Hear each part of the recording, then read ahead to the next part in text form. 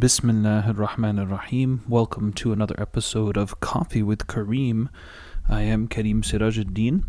Today's show is called Ramadan, Self-Diagnosis. I see Ramadan as a month of self-diagnosis as well as a month of self-development, and I'm going to share a bit more about why that's the case. Many of us have probably heard this verse, and we will continue to hear it throughout the month. Chapter 2, Surah Al-Baqarah, verse 183. يا أيها الذين آمنوا كتب عليكم الصيام كما كتب على الذين من قبلكم لعلكم تتقون. O you who have believed, decreed upon you is fasting, as it was decreed upon those before you, that you may become righteous, or in Arabic, لعلكم تتقون. So there's word taqwa here. Fasting is supposed to help us with this idea of taqwa, and taqwa has many shades of meaning, and perhaps some of the ways to understand it is God conscientiousness, enhancing your awareness of the divine presence, being mindful, having cautionary character or steps, in your life, fear to do anything wrong or unlawful or displeasing to Allah. Taqwa is also kind of a shield or a protective state that we can cultivate within ourselves. So these are some of the meanings of taqwa. So how does fasting actually make us enhance in this? Because that's what the Quran says. It's been prescribed to us and those before us, which means fasting has been a practice of all religions and the prophets from before, the nations that they went to, there was fasting as part of their practice. It's not something new with the Prophet Muhammad ﷺ. So this is a consistent human heritage of increasing taqwa. Chapter 2, verse 185. شهر رمضان الذي أنزل فيه القرآن هدى للناس وبينات من الهدى والفرقان فمن شهد منكم الشهر فليصم ومن كان مريضا أو على سفر فعدة من أيام أخر يريد الله بكم اليسر ولا يريد بكم العسر ولتكملوا العدة ولتكبروا الله على ما هداكم ولعلكم تشكرون. Allah subhanahu wa ta'ala says شهر رمضان الذي أنزل فيها القرآن هدى للناس. Ramadan is the month in which the Quran was revealed as a guide or a gift for humanity. And it continues, I'll read the English, with clear proofs of guidance and the standard to distinguish between right and wrong. So whoever is present with this month, let them fast. But whoever is ill or on a journey, then let them fast an equal number of days after Ramadan. Allah intends ease for you, not hardship, so that you may complete the prescribed period and proclaim the greatness of Allah for guiding you, and perhaps you will be grateful. Chapter 2, verse 186. وإذا سألك عبادي عني فإني قريب أجيب دعوة الداع إذا دعان فليستجيبوا لي وليؤمنوا بي لعلهم يرشدون. Bismillah ar-Rahman ar-Rahim. One of my favorite verses of the Quran. Allah subhanahu wa ta'ala says, and when my servants ask you about me, meaning God, Allah subhanahu wa ta'ala says, I am truly near. I am truly near. فَإِنِّي قَرِيب. That's what Allah subhanahu wa ta'ala is saying. And then the verse continues, I answer the invocation of the invoker when he calls upon me. Or I answer the prayer when they call upon me. So let them respond with obedience to me and believe in me. Perhaps they will be guided to the right way. Now what's very unique about this verse is in other verses in the Quran, like قُلْ هُوَ اللَّهُ أَحَدٌ قُلْ أَعُوذُ بِرَبِّ النَّاسِ, many of these surahs that, alhamdulillah, a lot of people know. Allah subhanahu wa ta'ala is addressing the Prophet ﷺ and saying, قُلْ, say to them, right? So there's some of these verses are responses to certain things that were asked. For example, قُلْ هُوَ اللَّهُ أَحَدٌ was revealed when people were challenging the Prophet ﷺ in the nature of God, like asking him, like, is God made of gold or silver? Was he born? What does he eat? Etc. So Allah subhanahu wa ta'ala says, قُلْ هُوَ اللَّهُ أَحَدٌ. Allah subhanahu wa ta'ala is the one, the unique, and so on. But in this verse, chapter 2, 186, following these verses of Ramadan, which is 183 to 185 in this section, Allah subhanahu wa ta'ala doesn't tell the Prophet ﷺ to say قُل, and he just says, I'm near. So he's just addressing you and me and anybody, any human being who's listening or reading the Quran. Allah's responding and saying, I am near, and I respond to one's prayer when they call upon me. So let them respond with obedience and service to me, to God, and believe in me. Perhaps they will be guided to the right way. Yarshidun. Now, what I'd like to do is kind of set up a little context here to help us, inshallah, understand how Ramadan is the month of self-diagnosis and how it can be used for self-development. Now, the starting point is what we would call the body and the spirit. We're going to do a little introduction to Islamic psychology here. The body and the spirit. The spirit, or the ruh, means the life force. It's that thing, if you want to call it that. It's something we don't have a lot of knowledge about, but what we do know about it is there's some linguistic connections with air, like rih, this tranquil or smooth air, or breeze. There's connection with sweet fragrances and herbs like rayhan. Raha, tranquility. It means spirit. It can mean life. So Allah subhanahu wa ta'ala says He blew from His spirit into Adam alayhi salam and Mary and all of us. I mean, that's what gives us life. So if we just, for the sake of the context, understand the spirit as a luminous, clear, beautiful, pre-existing life force that Allah subhanahu wa ta'ala had created before it came into the body, and it's what's going to leave when we die. When the spirit comes into the body, it creates a nafs, or a self, or a soul. Now notice I use soul synonymously with self, because the soul is now attached to the body or the person's identification. So we have this first duality, the spirit, which, if you will, is light, it's luminous, it knows Allah subhanahu wa ta'ala, it knows its origin, it's always going to be nourished and fulfilled only by its connection to Allah subhanahu wa ta'ala. And then there's the body. The body, as we know according to the Quran, is made of earth and water. Earth and water. And this is the clay that Allah fashioned the human being with. Now, what's the difference? Earth is coarse, it's heavy, it's dense, it's dark by its nature. Light doesn't penetrate through solid matter or earth, but it does penetrate through water, which is also what we're made of. And water, as a quality, if you will, or the property, also represents in us, cleanliness and flexibility, malleability. This is part of what makes the human flexible. And water and earth both have positive and negative elements, if you will, right? Earth is what makes us structured and grounded, and this is why we say things like, get your head out of the clouds and your feet on the ground. Earth helps us with organization, practicality. We say things like, dude, are you living on this planet? Are you on Earth or not? This is for people that are just, somewhere else. They're not acknowledging the way things actually work. So these are positive things about the earth element in us. But some of the negative things could include laziness, lethargy, too much appetite, heaviness, attachment to material and temporal realities, and forgetting your eternal or spiritual essence, right, that's in us.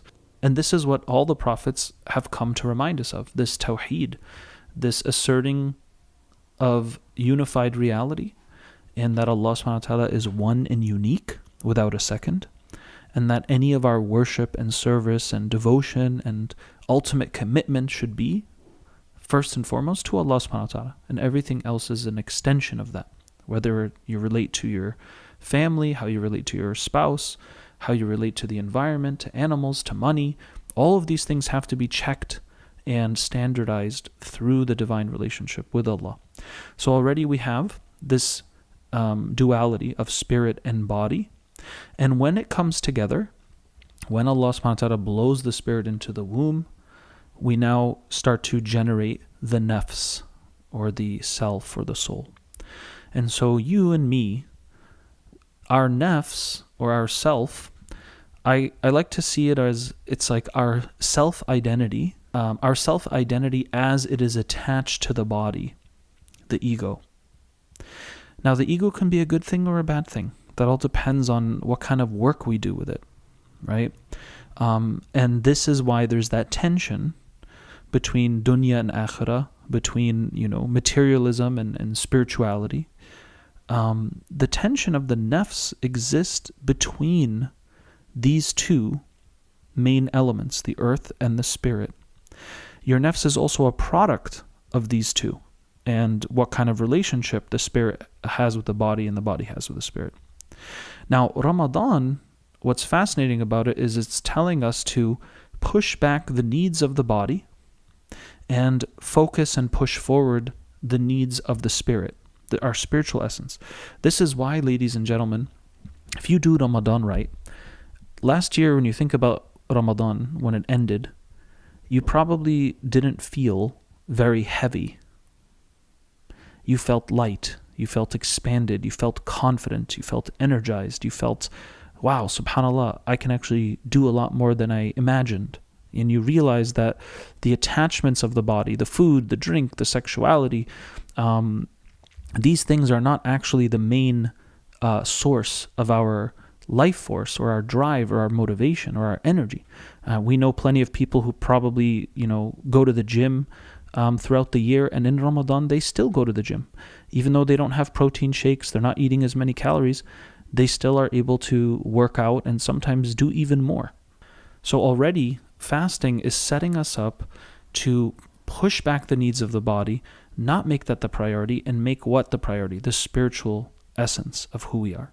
Fasting, what makes it very powerful is food and drink and sexual drives are very immediate instinctual needs of any human being. When you wake up every day, those are the first things that you're likely feeling or need, especially food and water. And all of a sudden, you're reminded immediately when you have to drink or you want to have a coffee in the morning that, oh, I'm fasting. Why am I fasting? Because Allah subhanahu wa ta'ala commanded us to fast to increase our taqwa like He has for those before us. So it's a powerful mechanism to make each of us have that taqwa or conscientiousness of God, mindfulness of God, because it's not easy to have taqwa when, you're satiated, your belly's full, everything is satisfied and fulfilled. There isn't that sense of need or contingency on Allah subhanahu wa ta'ala, because we are contingently real and we really need God. And fasting is one of those things that reminds us how fragile our actual state is from a physical standpoint. But it reminds us also how powerful we can be from a spiritual standpoint. Ramadan is also the time where the shayateen are locked up, which is where this self-diagnosis point comes in more clear.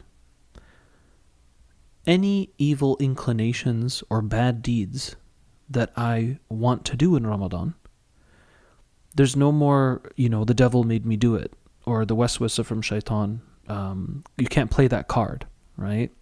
Because if these creatures are locked up, then that means any evil inclination or wrong action that comes through ourselves means it's actually imprinted in us. It's now been habituated. It's part of us, right? So, number one, Allah subhanahu wa ta'ala gives us this opportunity to see more clearly about the state of our nafs, ourselves. And He also locks up the shayateen so that we can have almost like a spiritual boot camp for the month, right? Number one, we see the flaws in our heart, the stains, the rust that's in our spiritual hearts and our personalities and our mentalities.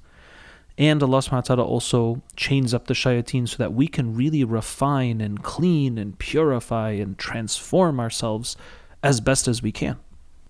When a human being is hungry and thirsty, they're not going to have as much energy and drive to commit sins. Yeah? We know this. Like when you're so hungry, you can't focus on anything else other than, I need to eat. We don't really have a lot of energy and scheming to go plot and commit some major sins. Perhaps hence why the Prophet ﷺ encouraged people who aren't married to fast, because fasting decreases sexual appetite. We also know that in Islam, we're supposed to observe the best conduct and character possible. So this is, again, part of self-diagnosis and self-development. It's not enough for you to just feel hungry and thirsty and thinking about food all day, but you actually have to check yourself before you wreck yourself. Am I using foul language? Am I still backbiting? Am I still wasting time with idle talk or watching too much TV or Netflix and what have you? These are all things that we are supposed to address and really face during Ramadan. Some people, and this is an opinion that scholars have given in the past as well, like from benefits of Ramadan, like feeling the pain of the hungry and the poor. But that's not one of the main reasons. That's just a product. And I would even argue that that's not always even accomplished by most of us, especially us living in, alhamdulillah, very nice lifestyles in certain parts of the world. A poor person doesn't spend all day thinking about what they're going to eat necessarily, right? That's not tapping into what poor people feel.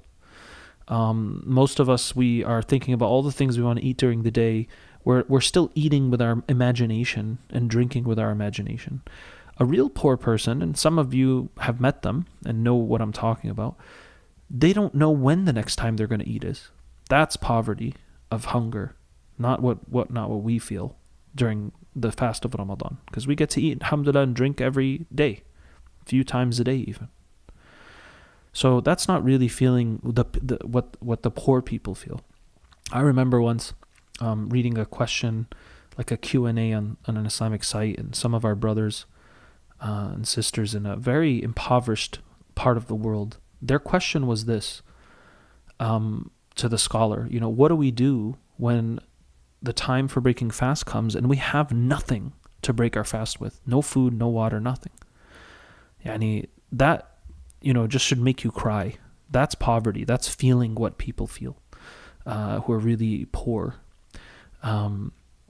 Because as you know, you have to break your fast if you have the means. And inshallah, Allah subhanahu wa ta'ala accepts from the people who can't even break their fast. It's not going to be considered invalid just because they're so poor they don't have anything to break their fast with. But that's also a call for us, who eat too much, who throw food away in Ramadan, a'udhu billah. We need to give more in Ramadan and feed the hungry, give charity.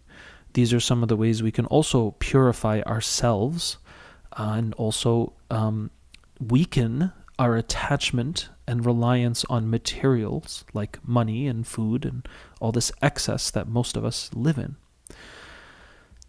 We also need to make sure that we eat human portions in Ramadan.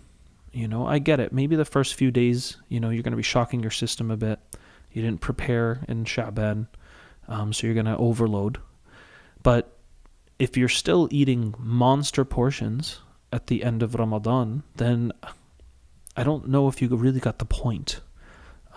It's not just about a physical cleanse, ladies and gentlemen. It's about taqwa. It's about enhancing your spirituality. Allah subhanahu wa ta'ala also reminds us that this is the month of Quran. So the divine communication is something we need to get back into that conversation with, right? These divine text messages. We, subhanAllah, some of us, we're willing to check our text messages while we're driving on the road, and we're risking killing ourselves and others. That's so important to us. But what about the divine text messages? These are literally messages of text and recitation that we have at our fingertips as well. And we are meant to re-engage, reconnect, fall back in love with the Quran as much as possible. Now, my recommendation with the Quran, some people like to read the whole Quran, memorize Quran, and these are all wonderful goals. But I would also suggest taking the surahs that you already know right now. If you don't know what they mean and you can't really translate them properly, you should make that a goal for Ramadan. If you can't translate Al-Fatiha and Qul Huwallahu Ahad, then why are you going to read through the whole book without knowing anything of what it says? And yeah, you could read the English and get some meaning, but why not really understand what you already have memorized, right, from the small surahs that you might know? Because that's going to impact your spirituality for the rest of the year, isn't it? Knowing what one verse of the Quran means, it's like having a string of jewels or a string of pearls. And knowing the whole Quran, but not knowing what it means, it's like walking around and carrying a heavy locked treasure chest. I mean, if you saw somebody carrying a heavy locked treasure chest, you'd be like, what are you doing? Oh, I'm carrying around this chest. It's full of treasure. MashaAllah. Can you open it? No, I can't. Do you know what kind of treasure is in there? No, I don't. I just know it's valuable and it's heavy. Alhamdulillah. But what good is it really going to do for you? It just becomes more of a burden that you carry, right? So if we have the Quran memorized and we don't know what it means, I think certainly this advice would apply to you as well, right? Like maybe I should stop and actually learn the vocabulary of the terms and all these surahs that I know and get a sense of what it means. Because if I don't know what I'm reciting, right, I just know it's Arabic, I just know it's Quran, and sure, there's benefit in the vibration of the Quran. I'm not taking away from that. But the impact on your heart linguistically and consciously, it's like as if you might as well be reciting Mandarin or Greek, you know? It just sounds like a foreign language. So learning the meaning of the Quran, I think, is an important goal, besides just trying to, race through the whole thing, like some of us do, and we feel, oh, mashallah, so accomplished, I read the whole thing, right? But nothing really impacts you unless you create powerful, meaningful associations with your psychology. That's what makes things stick as a human being. And this is why also in Ramadan we are called to have more salah, because salah is our connector, our conversation with Allah subhanahu wa ta'ala. This is why we have taraweeh, we have tahajjud. But don't do it to the extent that you miss your obligations, right? So don't pray all night if you're going to miss Fajr. That doesn't make sense. And taraweeh is not an obligation, ladies and gentlemen. If you want to go every night because it works for you and that's your commitment, mashallah, Allahu Akbar. But some people, they get burnt out or they overwhelm themselves because they believe they have to go do taraweeh every night. You don't have to. You can also pray 8 rak'ahs at home by yourself, because again, Ramadan is about taqwa and it's about Quran. So if you can increase in those things, even in your own terms and at home, and it impacts you, and you feel enhancement of consciousness of Allah subhanahu wa ta'ala, then that's the point. Because sometimes going to the masjid, there's a strong communitarian, validator of like, oh, I see you every night, I see my friends, we talk, we socialize. And sometimes our egos can forget that, are we still going to worship Allah, or are we going because it's enjoyable or fun, or it's a nice social experience, or I'm going to grab coffee with the guys after Taraweeh, etc. So just make sure you check your intentions every day before you fast, at night, as well as when you perform extra acts of worship. And for those of us that struggle with our daily salah outside of Ramadan, focus on perfecting your siyam and your character during fast, as well as focusing on trying to keep your 5 daily prayers in Ramadan. And don't overburden yourself if it's something you don't do outside of Ramadan. If you don't pray 5 times a day, then make that your focus, and inshallah, your commitment to that will make it easy for you to keep it after Ramadan. And Ramadan is about cultivating practices and habits that will keep you in a state of taqwa. throughout the year, not just in Ramadan and then we just drop the ball and go back to everything. Eid morning, sugar shaitan is back, backbiting is back, overeating is back, not caring about the hungry and the weak is back. Just, back to social media, back to my job, back to the corporate grind, or what have you.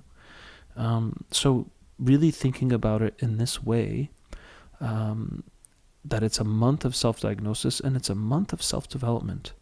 It helps us see where we truly stand spiritually. It helps us develop and cultivate and refine the aspects of ourselves that we aren't very pleased with, because we know Allah subhanahu wa ta'ala might not be pleased with, right? I've met people, all they do is complain while they're fasting. Oh God, this is so hard, and why, and this doesn't make sense, or what. SubhanAllah, okay, you don't have to fast. Allah doesn't need you to fast. He's telling us you can fast for your own taqwa. So if that's not something you're very interested in, then you're going to feel the pain and hunger. Like the Prophet said, some people only feel those things when they're fasting and nothing else, right? But spirituality, ladies and gentlemen, is not supposed to feel good all the time. It's not about feeling good all the time, right? When you think about the change makers, the social activists, people we read about their biographies and we're like, oh wow, this woman or this man, they're so amazing, look what they did. Usually their life didn't feel good the whole time. Did Martin Luther King's life feel amazing all the time? Did the Anbiya of Allah, Ibrahim, Musa, Isa, Rasulullah sallallahu alaihi wasallam, did they have a good time all the time or feel good all the time? No, right? But that's not what spirituality is about all the time. That it's about feeling just good. It's actually about discomfort. It's about disciplining your ego and your nafs. And disciplining your ego and your nafs simply means that you don't always give it what it wants. You don't always give it what it wants. Just like you don't give your child whatever it wants whenever it wants it. Because if you did, you'd be a bad parent. You have to explain to them that this is not good and you're not going to have candy 5 times a day. You have to also eat real food. Even though the kids might not like that, you know that you're going to make them do it because it's good for them, right? So similarly, spirituality, ladies and gentlemen, is not about just feeling good all the time. Sometimes it is difficult and you will be uncomfortable, but you're always going to feel good after that, yeah? But the means isn't always an amazing feeling the whole time. But Allah subhanahu wa ta'ala, if He commands it, then it's good for us. And we believe in that. And we submit to Him because He's our maker and He knows us better than we know ourselves. So inshallah, I wanted to keep it brief. And hopefully we can take some reminders from this sharing. And thank you for tuning in. Ramadan Mubarak and Ramadan Karim to each and every one of you. May Allah subhanahu wa ta'ala accept and forgive us. آمين يا رب العالمين. آمين يا رب العالمين.